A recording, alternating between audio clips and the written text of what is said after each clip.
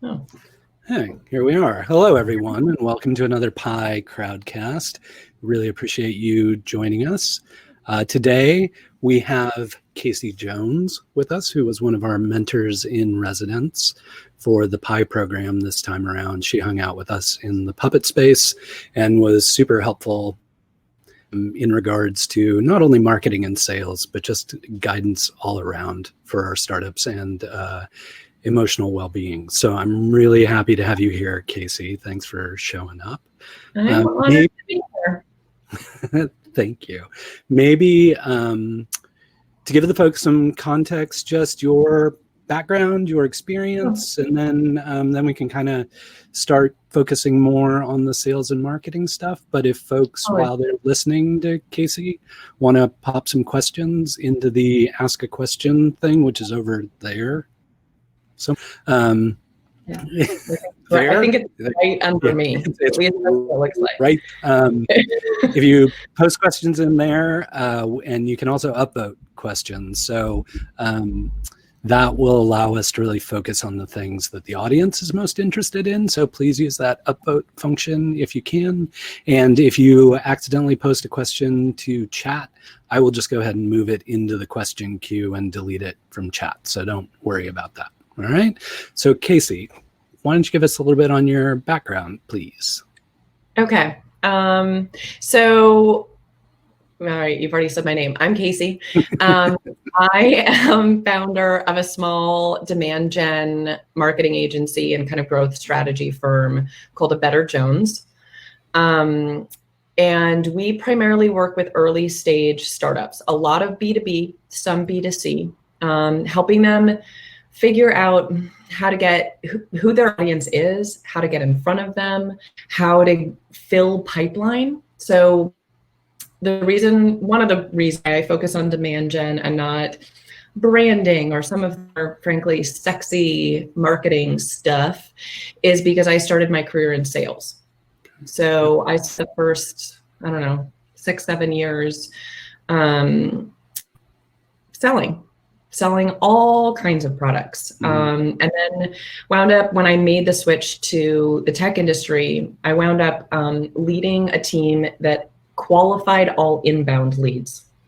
Okay. And so while doing that, I started partnering more and more with marketing because my team's quota and frankly my paycheck was very much determined by the inbound leads they got. So I started doing all kinds of marketing stuff with them and then made the transition to marketing. And so as a result, my focus on marketing is very, very much on what generates leads that fill pipeline.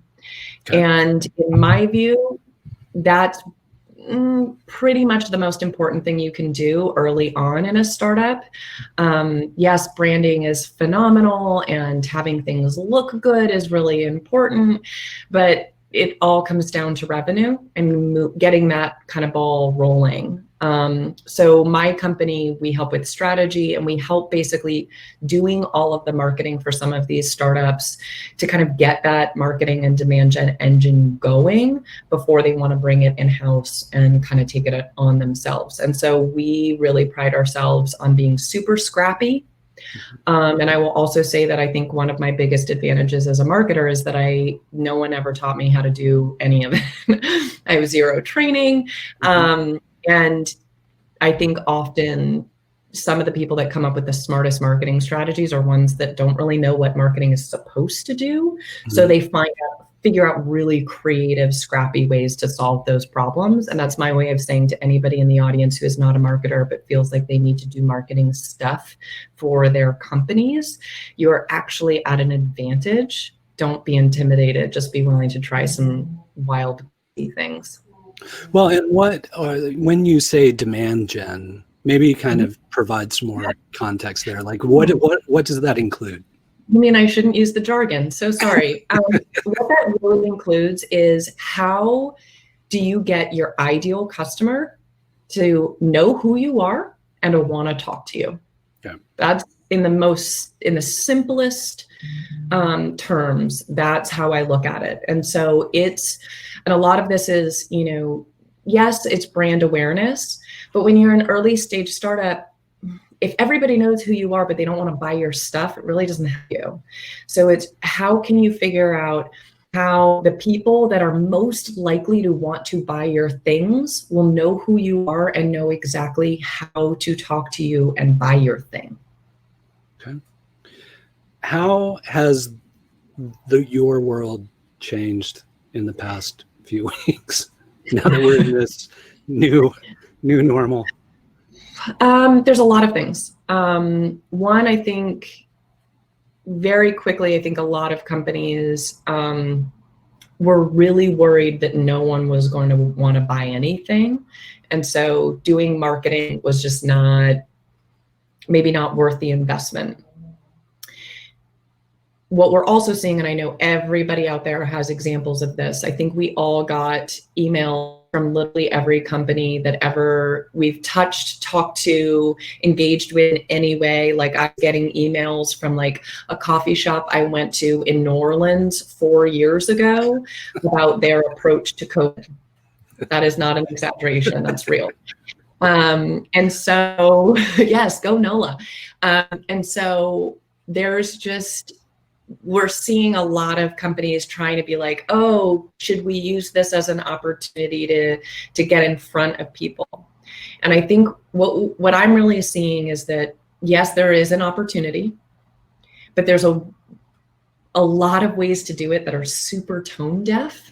Mm-hmm. And there are some ways to do it that I think are really impressive. And I want to, yes, COVID exhaustion, I think is like the most fantastic term. So I'll give you an example of a company that I think is doing it really well or did it really well. And they were really early in this. Mm-hmm. It's a tool called Loom, Loom. It's a video tool, so you can do like a screen share. So it's really common in like training and customer support and stuff like that. And so you can record a video of you doing something on your screen and it'll have like a little video of you in the corner. And they came out really quickly and they said, hey, I know a lot of you are working from home for the first time and this is really challenging.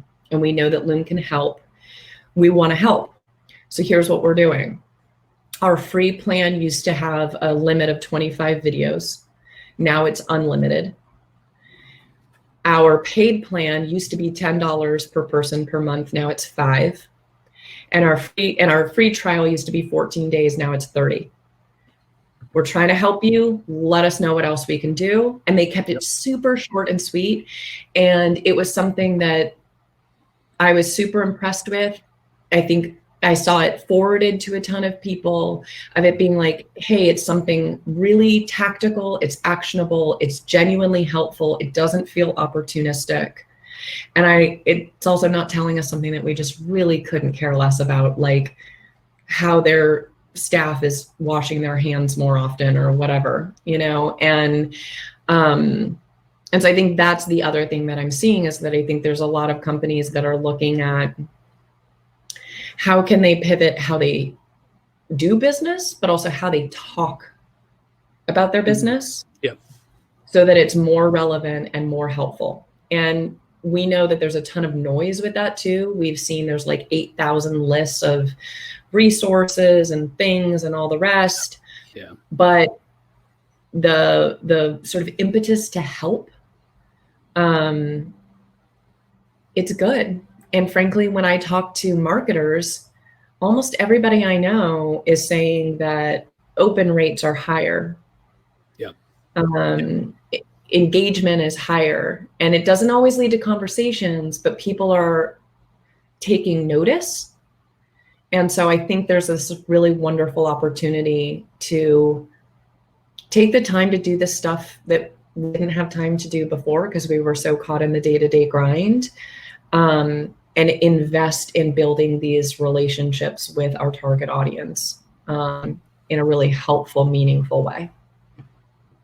So one of the pieces of feedback I've been getting to your kind of tone deaf kind of comment is, you know, you and I have talked a ton about Portland's aggressive humility.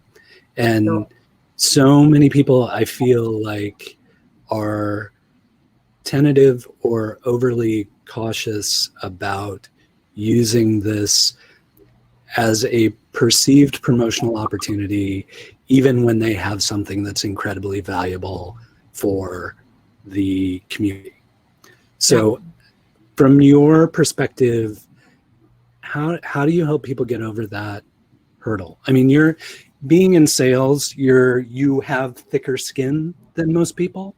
I've been rejected so many times. It's not even funny. So how do we help people get kind of over that and recognize what, from a marketing and sales perspective, what the right opportunity is? Not being tone deaf, but also not going dark. Like, what's the happy medium there?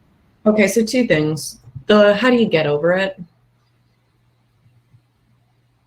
You just fucking get over it. Like, it's always going to be hard. And here's the deal. No matter what you say, someone is going to complain. And I've seen things that I thought were so well-intended and so inspired and so meaningful that people still were like, I don't know, I feel like you should have done it this way. And it's like, you know what? Then you do it. Yeah, like, people are always going to do that. And you just got to be like, you know what? It's par for the course. Here's the deal. It's the same thing as, like, you don't freaking read the comments on your TEDx Talk YouTube video. Right. You just don't do it because someone's going to say, oh, you're really fat and you shouldn't be talking about that. Like, go watch that Brene Brown, like, Netflix special where she talks about her dealing with the YouTube comments on her. It's like one of the best things ever. And she explains how she goes down the rabbit hole of watching Downton Abbey to, like, soothe her aching soul from this whole thing. And we all go through it and it's okay. And you're always going to get people that don't like what you're doing. Don't listen to them. Listen to the people who respond. They matter a whole lot more. Yeah. How not to be tone deaf. Figure out whose best interest do you have in mind. And in general, I think where I see people make big errors in marketing is when they don't think about the next step. They think about the activity they're doing. So they're like, oh, I know that I am supposed to write a blog post that promotes this thing that I'm doing. But they don't think about who it's for, what they are hoping that person does when they read, how that person might react. Like, you've got to think through, become a student of psychology and really become a student of empathy and think through, how is this going to be perceived to somebody else? But at the same time, get out of your own freaking head, get out of your own freaking way. Where I see founders make the biggest mistake, honestly, is kind of being a narcissist, where it's like they think they're going to put something out there and it's going to have this, like, massive impact in all of these unforeseen ways. And it's like, dude, half the time you're a really small startup and no one's even going to see it. Right. You got to start putting stuff out there before anybody is going to notice. And you're going to have all of these little learnings along the way. And so oftentimes the people that struggle the most with marketing as a startup are the technical founders. And I recommend take an MVP approach to your marketing. Do something really simple, get it out there and see how people respond, measure that response, learn from it, iterate, repeat. And by the time you've got a big enough audience, by the time people are actually really taking notice, you will have learned many things and you're not going to be making these huge mistakes. I think way too often early stage founders look at, like, some really, really tone deaf thing that a massive brand does. And so everybody calls them out. You're not Pepsi doing that really awful, like, woke ad with Kendall Jenner. No one's going to freaking notice. If you do something lame, most likely the only people that will notice are a couple of your friends that will be like, yo, dude, that was kind of lame. Like, don't do that again. And you can kind of figure it out. Yeah. So what you're saying is tactical is okay right now. We don't need to be overly strategic. No, I don't think you can be. Okay. We don't know. None of us have any freaking clue what is going on. And anyone who's like an influencer or a thought leader who's like, this is what you need to do, they don't know anything. No one has been through this before. Nobody knows. We are all flying blind. We are all making our best guesses. Get out there and freaking try some things. And the thing that's also kind of amazing is things are moving so quickly that if you try something and it falls flat, people will forget about it 5 minutes later because we've just gotten 8,000 news updates and all the rest, and it's okay. But when you do something that is positive, you're going to get a couple of people that really, really notice. Mm-hmm. And the one other thing that I will just add, because we were talking about this before we went live, right now is the time to be consistent, because what I'm seeing is, and I've been really active on multiple platforms of social media for a long time. And what I'm seeing is that content that I put out, if I put out something similar like 6 weeks ago, 2 months ago, I would get way more comments, way more likes, way more activity like on the social platform. But because I've been consistent doing it, I am getting this flood of direct messages and emails of people being like, hey, I saw you do this. And like, it made me think about that. And can we talk about this? And so what I think is happening is people are watching a lot of stuff and they might not interact with it in a public forum. But if you are consistent, it will start to build up and people will respond to you in a more direct way. And so now is the time to just get out there and try stuff, be consistent with it, because you're not going to you have to be consistent to get the results anyway. But especially now, there's a lot of noise because everybody's home and everyone's, bored and trying stuff.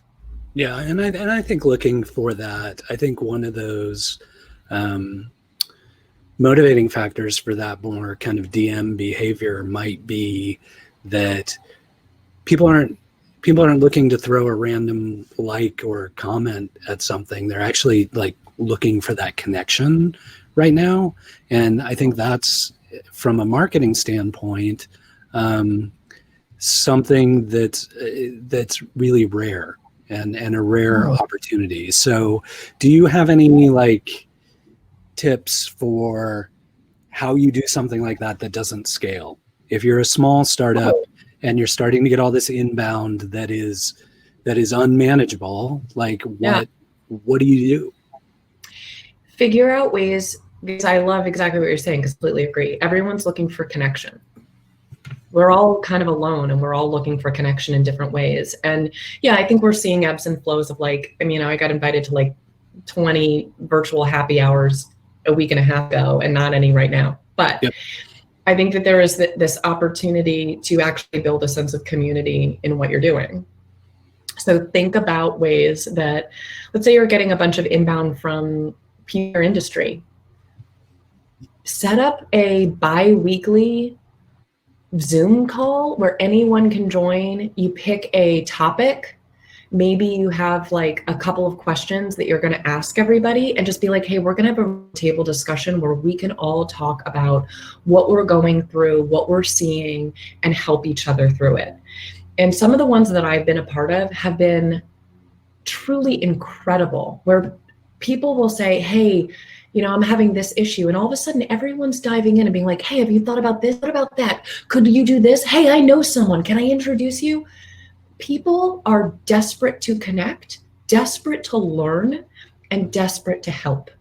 If you can help provide a platform for other people to do that, you will be inspired and moved and grateful that they're doing it and that you had a role in it. And they will be inspired, moved, and grateful that you did it for them. And they will remember that. Mm-hmm. To me, what you're describing sounds very much like more of a mentorship kind of role. And you've been an incredible mentor for our program, for other rooms. I know we've compared notes on it time and time again. Maybe just talk a little bit about, aside from the business that you do, what motivates you? Why are you interested in mentoring and helping other people? Even, I mean, I understand sales is driven by the money. Like, what motivates you to be a mentor? That's why I was not good at sales. I gotta be honest. It's why I fizzled out, is because I just was not somebody that was so driven by the money that I could make the grind of sales work long term. It's really interesting, actually, because I'm working on a course right now, and I've been writing content about this launch and about, I don't know, about it. Mm-hmm. And one of the things that I started writing yesterday was about the fact that through my whole life, I have wanted, and I'm not alone, whatever, everybody I think feels this way, and to some degree, I want to feel like what I do matters. Mm-hmm. I want to feel like I can help someone. And if you asked me years ago, when I was just about to graduate high school, what I would be doing right now, I would have said one of two things, or both. That I would be an Oscar-winning actress or a politician. And yes, I know both of those things make me sound like a fucking narcissist, excuse my French, but it's really more that when I, back then and still, look at the people that really inspire me and the people that, I don't know, give me a sense of hope in the world, it's the people that help others and that have an impact. And I think, especially a couple years ago when I first was starting a Better Jones, and I don't know why I did this, but I was really motivated by the famous Maya Angelou quote of, I'm going to butcher it, people don't remember what you did, they don't remember what you said, but they remember how you made them feel. And I started to think about, how do I want to make people feel? And I realized that what sums up kind of everything for me is I want to make people feel like they can do more than they thought they could. And not just that they can do it, but they have a plan to do it. And, you know, it's funny. It's like my business is called A Better Jones, and people think that it's me being snobby, like I'm better than the other Joneses. No. It's literally because 10 years ago, I had like the fourth boyfriend in a row cheat on me. And I was like, oh my God, I'm the most screwed up human. I can't continue to be like this. I need to learn how to be a better version of me. And so that was when I created my Twitter account. And that's why my Twitter handle was A Better Jones, to being a better version of me. And so seriously, my whole goal in life is like, can I help someone just be like slightly better? Whatever that means for them. And I get more reward from that than from damn near anything else. I love that origin story. I always thought it was Jones in the context of addiction.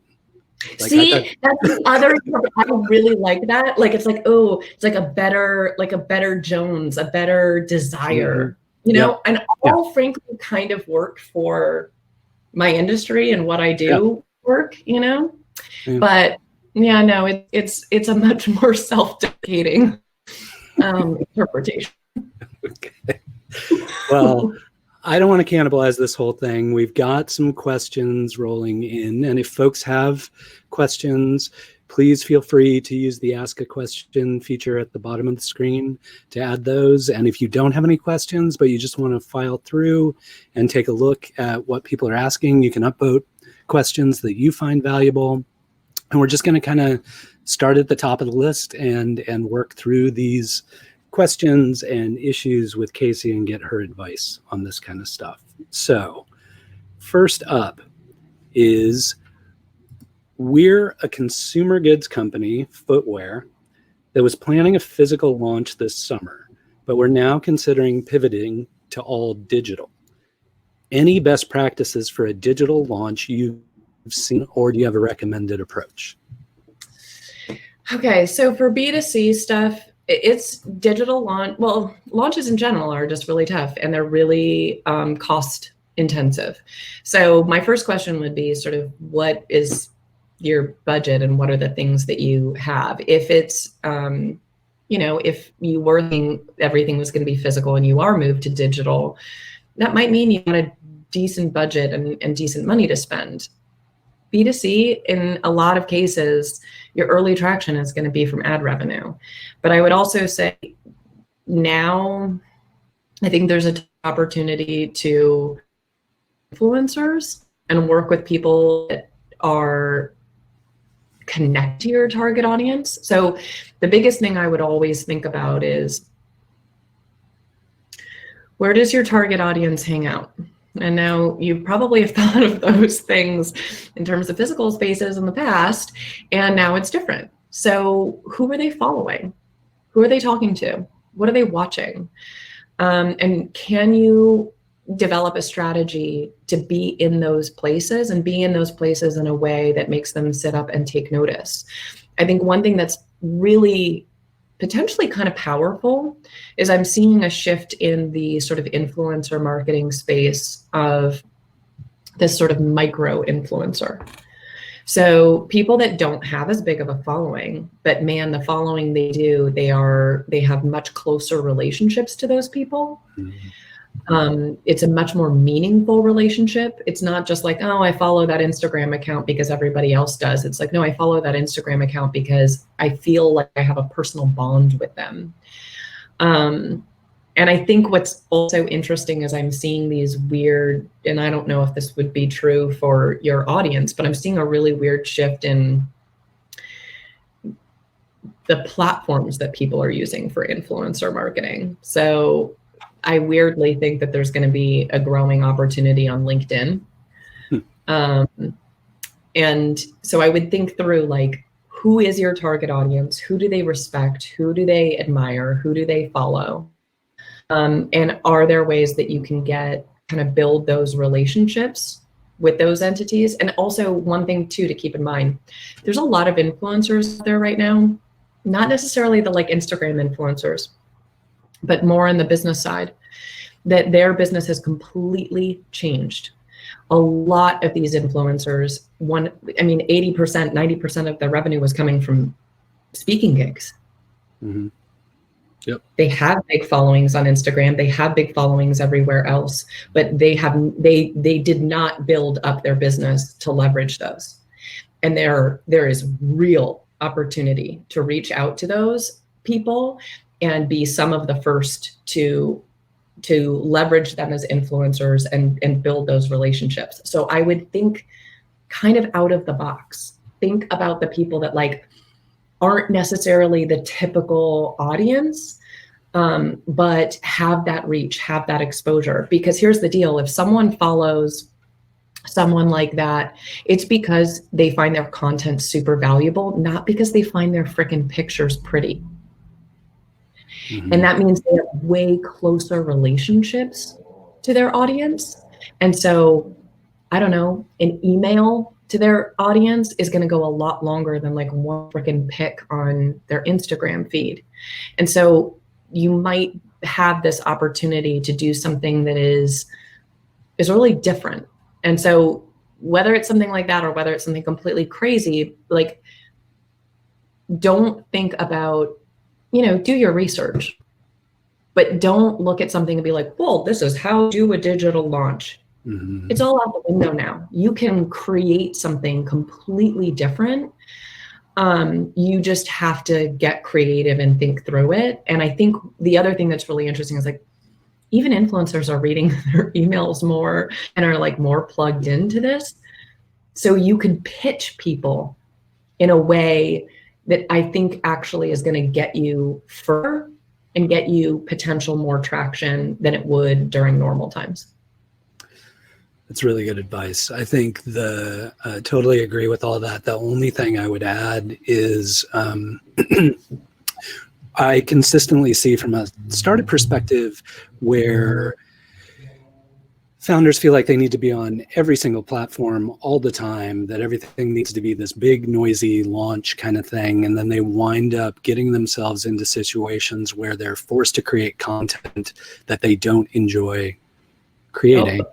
And so my other kind of add to your advice would be, pick a platform or two platforms that you actually enjoy creating content on. Like if you don't like taking photos, don't spend a lot of time on Instagram. If you don't like shooting video, don't get on TikTok or YouTube. Like use the platform that matches your voice, because to your earlier points, Kasey, is at this point in time where everybody's emotions are so highly attuned to connection, it's going to be a lot easier for them to kind of see through things that you don't enjoy doing, whereas before that might not have made sense. So I think that's very good advice.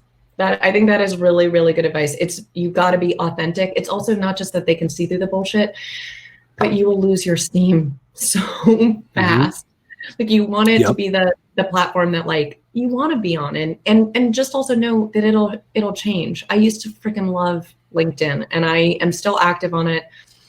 But, I've been home, and for the first time ever, I'm like being way more active on Instagram, and it's been kind of fun testing it. So also know that like it might sort of evolve for you, and that's okay. And I would also say, like, an early stage founder, build your personal brand, not just your company one.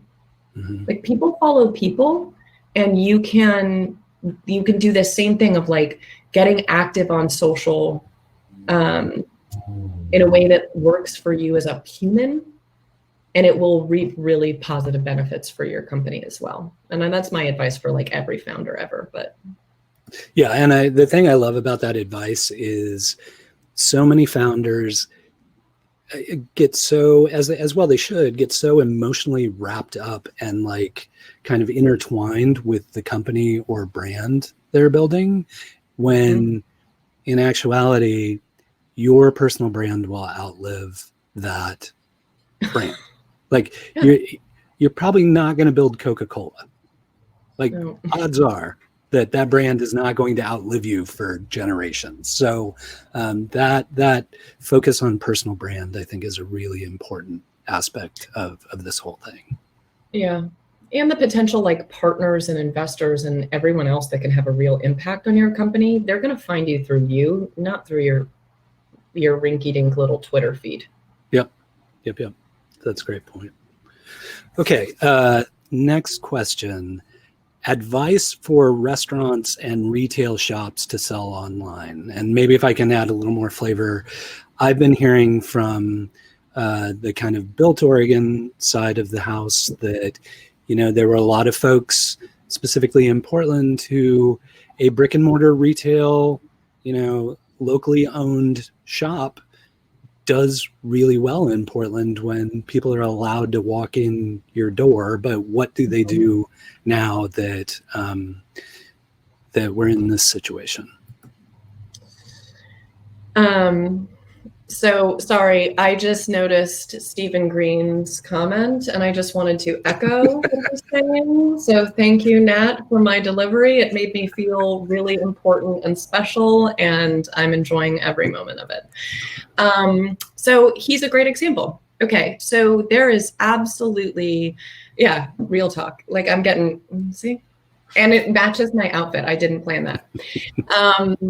So I think there is a real opportunity to shift to digital, and a couple things. One, I am planning a webinar. I don't have a date yet, but with two women that literally like what their job is they help businesses of literally every kind figure out how to do digital payments and figure out like what is the system and the mechanism and all of that. And so we're going to do a webinar to help their companies like answer these questions. It's not just like, the mechanics of how you do it, but the sort of the strategy behind it. And I think there's a lot there. So you have to figure out what is the right fit for your business and your audience. And it's going to be really different depending on the nature of your business. Shifting to people being able to pick up food orders from your restaurant is really different from figuring out how to sell, I don't know, home goods all of a sudden online, right? So I think there's a few things there. Again, I think now is a time to get creative in terms of how you get the word out and how you adapt what you're doing to fit the needs of people. So I'll give you an example. Like there's some restaurants where you pick up full done meals, and there's some restaurants where they actually almost give you the components and they give you instructions and you make the meal yourself. You think also about like, okay, there's tons of families that are struggling because they've got kids home all the time. Would it make sense for your business to do something that all of a sudden is really, really specifically for parents and kids? Like you've got to figure out what your niche is, and does it match like what the niche of your business when it is a brick and mortar is? You can't be all things to all people. So you've got to figure out what are your strengths in terms of your business? Like what do you do really well in terms of the products you have, but also even just like the skills when it comes to how you market, the relationships you have. Do you have partners in Portland where you can team up and do something together? Do you have existing relationships with organizations where you can team up to do something good for the community? Like, again, it comes down to really, really thinking through who is your audience, what are your particular strengths and skills, and how can you leverage kind of the existing skills and relationships and things that you have to do something that other people aren't. It's a very noisy space right now. And so there's this rush to just like, move online. Mm-hmm. But you've got to think through what is the way to move online that like kind of that works for you. And frankly, to Rick's earlier point about social, that also motivates you. You're going to be moving to a style of business that is very different from the one you originally chose. Mm-hmm. And that means you've got to figure out something that if you're doing it nonstop for the next 4 months, are you going to be really freaking miserable by the end of those 4 months? Are you going to feel energized and excited and kind of hopeful for things? I think the thing that all businesses need to kind of think about is what's going to happen if we all go back to how things were? Will you feel like that pivot was kind of a waste? Or was it something that like adds value to your business? And is it going to really make you miserable doing it? Yeah.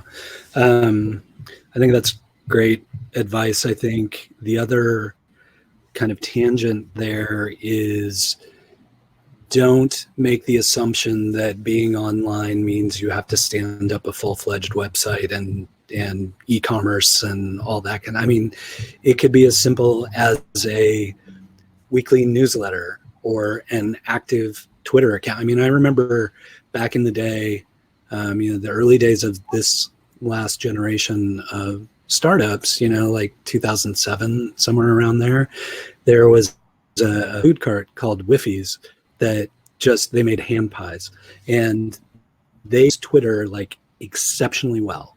And they had no website. They didn't really do anything else, but it was like, here are the flavors today, and you're going to engage with online. And something as simple as that provided the connectivity that caused their business to succeed. So JoJo's, I don't know the whole name. It's a cart on Powell. They literally have gotten written up in national news because they have the most hilarious Instagram I've ever seen in my life. Yeah. So now's the time to honestly try to have a little fun. Do something that but it's got to feel authentic. Don't do something that makes you miserable or that you're like, oh God, I can't believe I'm doing this. Use it as an opportunity to be like, I've always kind of wanted to do this thing. Like maybe now's the time I just do it. Like, now's the time. Life's freaking short. Do something wild and crazy that you wanted to do, but you just haven't had the time to do because we've all been stuck in the day-to-day grind. And it might wind up leading to, I don't know, a completely new business for you. That's awesome. Just a reminder for folks, we are asking questions and upvoting questions in the Ask a Question section, which is just at the very bottom of the screen down there. And even if you don't have a question, jump in and upvote some stuff so we know what's most important to you. This one's a really meaty question, could take some time, but what if you're unsure who your ideal customer is? Yeah, I like this question. Okay. So if you're early, I'm sure you're unsure. And let's be honest, it's all a freaking hypothesis when you're early. So when you are early, I'd take some real looks at where you are seeing traction and really understanding why. So there's a big difference between, and I don't know, then it depends on the nature of your business, but especially if it's B2B, resist the urge to chase big logos. And what I mean is that sometimes when you're early, you'll be like, we have 10 customers. One of them is really big and is paying us money and it's really sexy, but they don't really love our product. They're pretty difficult to work with. It was a real bitch to close them, and I'm not sure if they're going to stay. But I've got these 9 others that are way smaller, but they love us. They are happy to talk to us. They're excited all the time. Go after the ones where it is a easy win for both of you, and start to peel back the layers and understand why. And here's one thing that it boggles the mind for me that so few companies do this. Ask them. If you haven't had conversations with your customers about why they bought, how they evaluated you, where they found you, what made them make that decision, have those questions, have those conversations. Your good customers are going to love to answer them, and they're going to tell you things that will completely boggle your mind. One of the things that always winds up happening, like literally every time you do this, you'll realize that the way you talk about your product and the way your customer talks about your product is totally different. Mm-hmm. And you'll suddenly realize, oh, we use the words that we use on the website, but our customers actually use this term to describe our product, or they talk about this feature and not this one that we think is really sexy. Founders often fall in love with the reasons that they think their product is great, and they forget that what is really important is, why do your customers think your product is great? So have those conversations. The other thing I highly recommend is, especially when you're doing marketing, look for any single opportunity you possibly can, use buyer research or conduct buyer research. So let me give you an example. When we do webinars, we always ask extra questions on the registration form. And we'll do this for lots of lead gen forms in general. So let's say we're going to do a webinar. We'll say the questions on the registration form, the only required ones will be the typical name, company, email. But then we'll have a question that's like, what's your number one challenge associated with whatever the topic of the webinar is?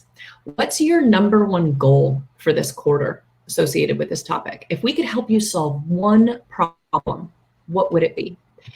And depending on the industry, sales people and support people, like 80% of your registrants will fill out those questions. And all of a sudden, you have all of these ideas about what matters to your audience, what is driving them. And then you can take those leads and give it to your sales team, and they can follow up and be like, hey, you mentioned this is your number one challenge right now. That's actually what we can help you solve. Can we get on a call to talk about it? But that kind of stuff, it helps you. You want to make sure that part of your culture of marketing and of every aspect of your business is taking every single opportunity that you can to learn about your buyer, what they give a damn about, who they are, where they hang out, like you name it. And if you do that, those hypotheses you have at the beginning about who your ideal customer is, you're gonna like, oh no, that's not right. It's actually someone like this, or you're gonna get better and better and closer, and you're gonna have a better understanding. But no, there's no destination in this, because who your ideal buyer is today, in 2 or 3 years, it might be someone different. And so you've got to make sure that you're just constantly figuring out ways to learn and to get closer and closer to who that person is. Well, and it's like a lost art that we used to do all the time back in like the installed software days, was loss analysis. Like you talk to the people who buy your product, but somebody who's quit using your product, or somebody who never bit on your marketing, like you should be talking to them too to figure out why they're not using your product. Absolutely. As I would say with sales teams always talk about why a customer bought. They never do loss reports. Yep. But I will also say, if you are at a bigger company, not even a big company, but if you are at a company where you've got multiple departments, truly one of the best things I ever did in my career, I still proud of this one. So when I was at that company where I was running the inbound SDR team, we realized really quickly that our SDRs, they just didn't have enough stories to tell prospects. And people were annoyed. So what we did is I created a monthly meeting where we had someone from marketing, someone from sales, someone from customer success, all come in and talk about the marketing person, explain, and they talked about a successful customer, someone who's like at least 6 months in and doing well and really liked the product. The marketing person would talk about how the lead was generated, what content they consumed. The sales development rep would talk about how that lead was qualified and how the meeting was set. The account executive then explained the whole process of closing it, like what challenges did they have, what hurdles, like who had to be brought in, when they almost lost it. And then the customer success person would explain how they were onboarded, what was going well, and where they expected the account to go from there. And it completely changed the way we operated as a business. Within like 2 months, I had people on the product team being like, whoa, I've heard about these meetings. Like, can we sit in on these? And all of a sudden, everyone is starting to have way more respect for the other people. Like every time the account executive would be like, whoa, that guy watched 3 webinars before I talked to him. I didn't know that. Like he went to an event when I was closing him. He never told me that. Like, and all of a sudden people are starting to be like so much more respectful about what one another are doing. And they started to share these lessons that made everybody more successful. So that's my other recommendation is figure out the internal feedback loop of how you can all learn from one another. Don't make it so that someone from marketing has to talk to the customers and someone from sales and someone from CS and come together and like have a process of how you share that information between departments. That's a really good segue into this next question, which is super interesting because I felt like when I worked on the startup side of the desk, often you felt competitive with other departments rather than collaborative. So this question is super interesting. Do you have any advice about how to leverage relationships with competitors? So it depends on the nature of the competition. I think oftentimes we're less competitive than we think we are. So let's just be honest here. There are no unique businesses. Like, I don't care what the hell you do. I know you think that your product is like the best at whatever. There's like no matter what you do, there's 5, 6, 10 other products that kind of do something pretty similar. So the only way you're really going to be successful is if you've got your niche. if you know you've got like a slightly different angle or you're going after a slightly different audience. And if you're really honest about that, there's a lot of ways that you can actually work with competition because you recognize that there's plenty of room for you both to be successful and you're not really going after the exact same audience. It's not true all the time. There are definitely times where you are legit going after the exact same audience and it's tough. But I would actually say that the management of those companies should think through that and wonder if that's really the smartest strategy. That's for another question. But so I would look at, is there actually opportunity to come together because you serve slightly different audiences or do things in a slightly different way? And I think one of the things that I do genuinely appreciate about the B2B sales world is that with very few exceptions, the companies tend to be pretty good friends with one another and pretty supportive of one another. And I think you just have to recognize, especially for most industries, and especially if you're sort of in an earlier industry or product segment of an industry, there being other companies that are successful is a good sign. And it doesn't mean that you're going to fail. It means that your space is gaining traction and there's a ton of opportunity and people are excited. And so I would reach out to the leadership at those companies or your equals and start a friendly conversation and just see where it goes. I think especially now with what we're all going through, there's an opportunity to come together with your competitors and figure out a way that you can pool your resources to do some good for the people that are struggling. So to use the B2B sales example, there's a bunch of companies that I would consider to be like slightly competitive that are actually pooling resources to create this like resource list for all of the salespeople that have just gotten laid off, where they're gathering all of like their respective sort of customers and connections to share what companies have open job recs. And a bunch of companies that have all come together to do this like as a group. And some of them are definitely competitors. And it's like, I think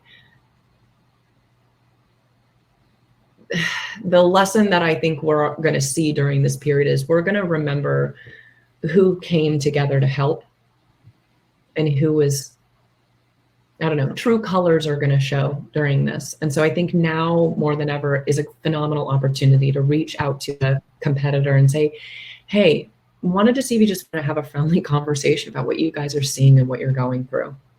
Like no pressure, but would love to just check in, see where it goes. Yeah, that's really insightful. The other, like, I'm super tactical, so not super strategic, but the other thing I always try and remind people is the best way to collaborate with your competition is in public relations. Because to your point about market validation and to your earlier point about the narcissism of founders, like no journalist wants to write a story just about your company. Yep.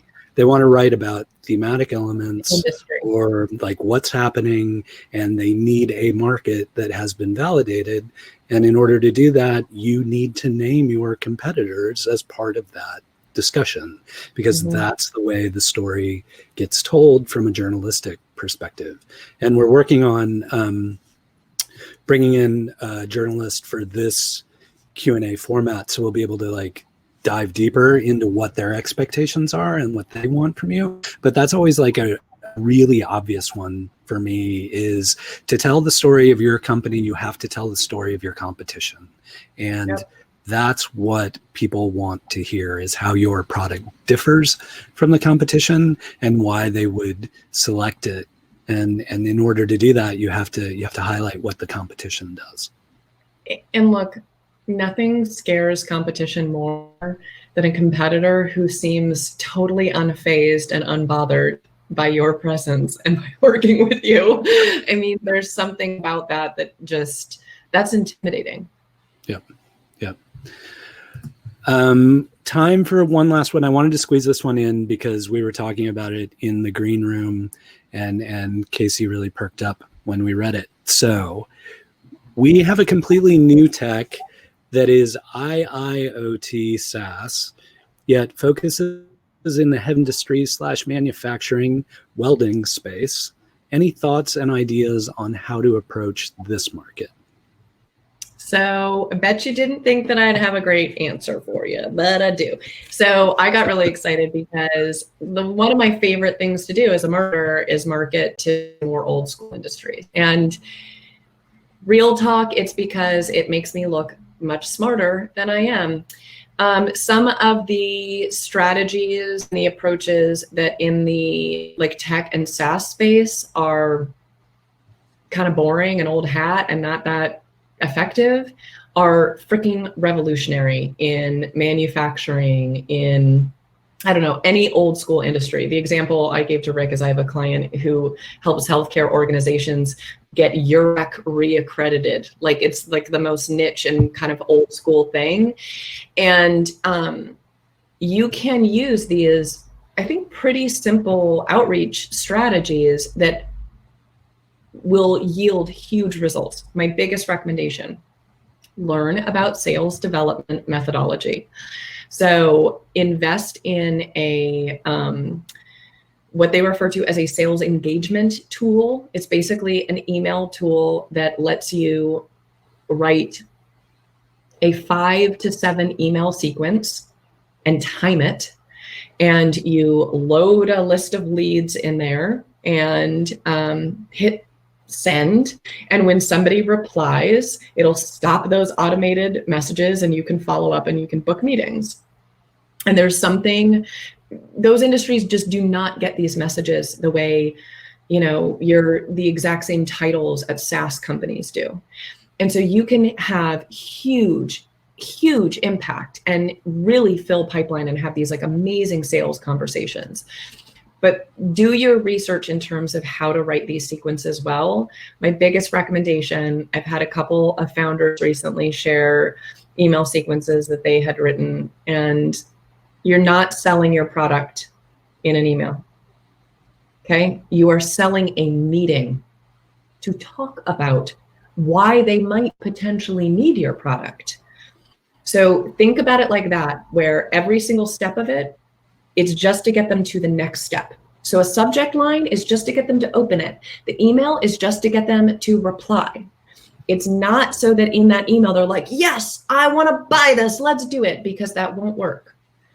Instead, it's just to get them to reply so that you can get on a conversation and go that way. But I think you will be pleasantly surprised at how effective that strategy really can be. And I promise you, I don't know, it'll be satisfying. If you want to help or you want to talk about it, hit me up, because I'm not the best sales development sequence writer, but it's very satisfying when it works well. And I would love to just have a hand in that. So let me know. Thank you. This has been great. I think we can probably do another one of these based on the level of questions we're getting and that kind of thing. So if you're up for that, we should figure that out. You've been gracious enough to spend time with us and answer questions. What can we be doing to help you? What do you need? Well, shit. One, let me know if there's anything I can do to help anyone. The other thing I will just say, so because we've been in our furious pivot mode, we're launching a couple of things, and I'll put a link in just a second. So we are about to launch a new community that is all designed to help founders and business professionals build their personal brands in a way that helps them grow their business, helps them develop their careers. And so I would love, hold on, I gotta fucking find my link here. I would love if anybody is remotely interested in joining. I will drop a link in just a second for you to sign up. And we are just about to announce, I think we will announce officially, I've just been recording a ridiculous amount of videos. We will announce, we're launching a couple of courses. So first one is how to start your own podcast. So if you're remotely interested in starting your own podcast, there's a list, or there's a link to sign up for Our Galaxy, which is going to be this personal branding community. And we're going to have courses and all kinds of stuff. And it's going to be fun and good. And yeah. And then seriously though, like anyone, let me know how I can help. Follow me on social, hit me up, slide into the DMs. More than happy to help in any way I can. Thank you, Kasey. I really appreciate you taking the time. This was fun. Thanks for being the guinea pig. Order some cider to be delivered to your home. Sponsored by RevNat cider. Yeah, I know. I'm very easy to tell here. Yeah. So we're going to continue doing these. We may have Kasey back if she's got time. Best way to keep track of this is just to follow PyPDX on Crowdcast or follow us on Twitter or various other socials. And we will, there's Nat is providing the delivery site if you need some cider right now. Because he's doing an amazing job of switching to a digital format. And I've been super impressed, like truly. Yeah. And yeah, it is really impressive. Give your product away to people who will just like gush all over it on public forums. That's another really good strategy. That's how it works. And next up is Stephen Green, who is a Pi mentor. Pi mentor, and he's an influencer and Built Oregon board member. He's going to do a generic Q&A, so another kind of Portland startup community Q&A like I did previously, which you can get to in the replays. He'll be doing that April 13th at 4:30 p.m. Pacific time. So we'll look forward to catching up with you there. Much the same kind of format. Stephen and I will hang out and talk about that. But thank you again, Kasey. Very much appreciated. This was fun. Thank you. Cool. We'll talk to you later. Bye, everyone. Bye.